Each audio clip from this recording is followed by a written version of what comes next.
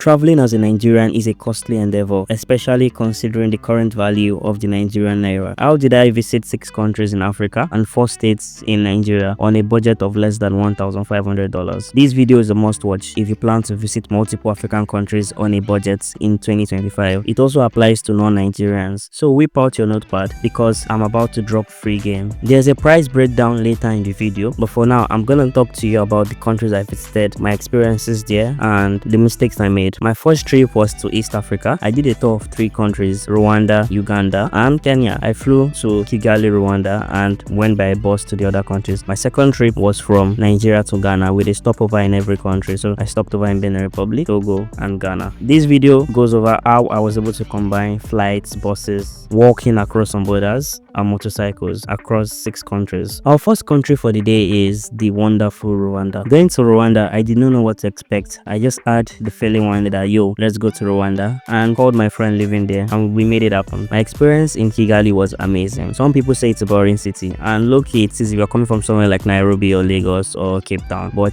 it's my kind of pace, and boring it actually works for me at this point in my life. Rwanda was as perfect as possible, but I felt like I spent too much time in the country, so I didn't get to do much in other countries. But Rwanda is a place I would always recommend if you are looking for somewhere laid back, somewhere chilled, somewhere different to Lagos. Our next country is Uganda. Uganda is a country I have a lot of regrets from. Yes, it wasn't a perfect experience, but I didn't really plan to stay there for long. I thought of the country as a layover point between Rwanda and Kenya, and looking back now, I could have done much more. But the country didn't actually help its case, because on the first day I got to Kampala and I went out, and I was inches away from having my phone stolen. Nothing I did, it was just God, because they were on a border, that's a motorcycle, and tried to drag my phone, but they did not succeed because they dragged my shirt instead. By the time I realized what was happening, they had sped off. So crazy. Next up, we had Kenya. Before I traveled to Kenya by road, I had spoken to many Nigerians living and working, or had visited the area, and they were like, Kenyan border officials and Tanzanians are very notorious for being corrupt, and as a Nigerian, you have a target on your back. You are going to be extorted one way or the other. But me being a good boy, I've never really had border issues in my life, and I've traveled across a handful of borders. So like, you know what, I might be the exception. I wasn't. Let's not talk about that right now. Kenya was an amazing experience, and shout out to my host. Kenyan people are actually amazing, and it was an unfortunate experience that some unscrupulous individual tried to destroy my experience before it started. But I would always stand up for Kenyans wherever I hear people talking bad about them, because I have lived with amazing Kenyan people. Shout out to my host. Why don't you consider subscribing to the channel and liking this video if you're enjoying the content so far? It really helps me and help you get more content like this. Let's move over to West Africa. While planning my West African tour, I wanted to do as much as possible for as little as possible, and I feel like a lot of people watching this video will resonate with that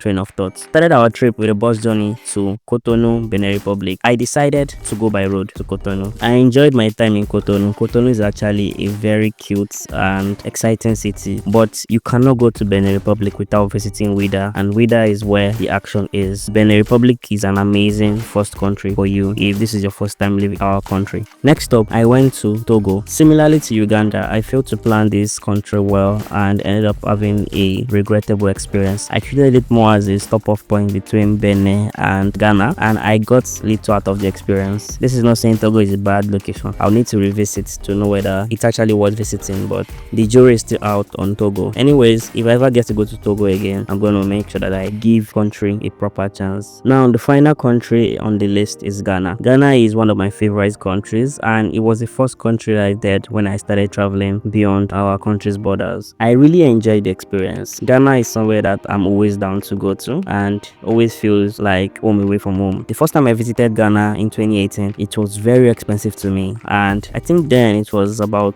$1 to 4 cedis or 4 cedis 50. When I went, it was about $1 to 16 cedis, which was like 400% increase. Things were cheaper to me. I don't know if it's a combination of me just being a broke university student then, or actually having money. I don't have money right now, but things did not seem that expensive to me. I absolutely enjoyed my experience. I always recommend Ghana to anybody that wants to travel, especially if it's for their first visit. It's a country worth experiencing, and it's somewhere that you can easily assimilate and blend in without feeling out of place. visit Ghana. Now let's talk about why you're here. Price breakdown. For accommodation, I visited 6 countries and I paid for accommodation in 0 of them. I have friends in all these countries that were more than willing to take me in. I tried to pay for accommodation in some and they were like, nah, not in my city. So $0 for accommodation, and I spent $100 on visas or visa. I only got one visa. It's an East African tourist visa. It gives access to 3 countries: Rwanda, Uganda, Kenya. But I didn't even need a visa for Rwanda, but I still got it for $100, and I got it on arrival at Kigali. You can apply through Uganda or Kenya, but I got it at arrival. Next up, we have flights. I paid $481 round trip from Lagos to Kigali with a stopover in Nairobi with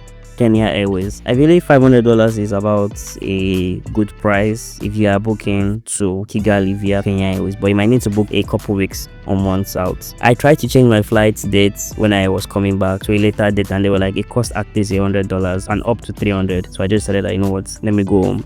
I spent a lot of money, or at least from my point of view, a lot of money on bus tickets. I went from Rwanda to Uganda to Kenya and back, and I went from Nigeria to Ghana with multiple stops in between. So the bus fees kind of compounded over time and cost a lot more than I expected. And I don't really know the price, but I'll just say I spent about $120 to $150 on buses. And buses in East Africa were cheaper for some reason. It cost me $19 in Rwandan francs to go from Kigali to Kampala, and it cost me about $25 or $24, we're being honest, to go from Kampala to Nairobi. Or Lagos to Cotonou alone cost me $44,000 with GIGM, and it cost like $30,000 on regular cars that go to the country. So that's like $28 to $30 on its own for a trip that is less than 10% the journey. I got a bus from Cotonou to Lomé for 8,000 francs, and from Aflao, that's the Ghanaian side of the border, to Accra was about 80 cedis. Quickly click on the subscribe button if you are enjoying the video, and then like. It means a lot. Thank you as you do. So next up, activities in the country are based on what you want to do, how much time you have, and your lifestyle decisions. You might have a lot of money and want to do a lot, but in countries like Kenya, East African countries, many of these places have different prices for locals and internationals, so you end up paying more than the locals are paying, and they need to be clearly written. But I lost track of how much I spent on this. To be honest, I never really kept track. You will be surprised by how much you spend on transportation within a city if you are spending lots of time and you are not coming with like a tour package. I also did not keep track of this because I didn't want to go crazy. There was a mixture of Ubers, Bolts, Yangos, Border Borders are motorcycles in Uganda, I believe. Motos are what Rwandans call motorcycles, while Matatus are public buses similar to Danfo in Nigeria. Trotros is similar thing in Ghana, and the prices add up like crazy over time. Next up, corruption and extortion. If you plan to travel across borders in Africa, get ready for corruption and extortion. And as a Nigerian, you really cannot escape it. I had to pay $50 at the Kenya-Uganda border because I really did not have much of a choice. I got there with the East African tourist visa. The lady told me that, oh, the visa no longer exists, blah blah blah. I knew she was lying. She knew she was lying, but I was in a perilous situation. If I decided to go back, it would have cost me the same $50 to go back to Kampala and then make the same trip. And I had been stamped by the Ugandans. I had been stamped out. Obviously, the Ugandans were in on it. I wasn't sure if they were gonna snap me back in.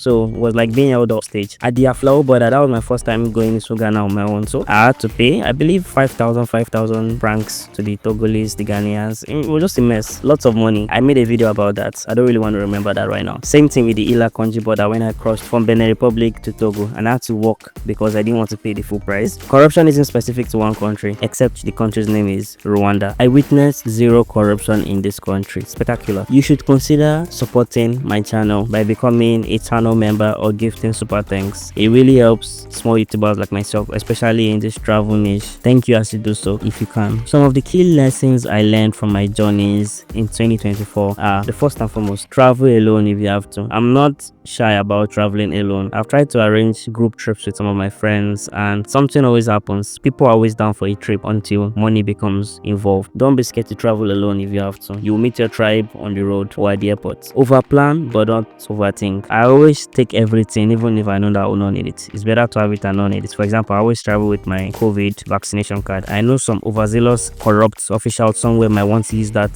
to extort me, so I always have it on me, and I've never needed it so far. Think in USD, not in Naira. When you are thinking in Naira, it just makes things more hectic than I need to be. Oh, I'm spending 1.7 million Naira on a flight. That's the money I could have used to buy 2 Toyota vehicles, used vehicles in 2010. Yes, but thinking like that in this present reality mentality does not help you. So I think in dollars, I talk in dollars. So I mean, it's better to say I paid 800 than I paid 1M or 1 point whatever M it is today. I personally am tired of cross-border land travel, but if you'd like to join me on my experiences and adventures in 2025, you are more than welcome. Why don't you click the video on screen right now, because I created it with you in mind. Until the next video, your friend from the Ukodo YouTube channel wishes you love, peace and prosperity.